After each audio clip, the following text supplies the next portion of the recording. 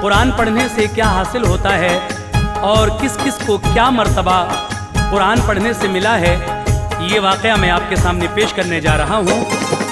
अहले अरब की दोस्त तो अरबी जुबान है, अरबी जुबान में इसलिए आया कुरान है। कुरान क्या है साहिबे कुरान से पूछो, और साहिबे कुरान को रहमान से पूछो। पुरनूर दोस्त तो करो ईमान के लिए, दिल में बसाओ उल्फते कुरान के लिए। कुरान है एक ज़ाबता इस्लाम दीन का, कुरान आला नूर है दीने मुबीन का।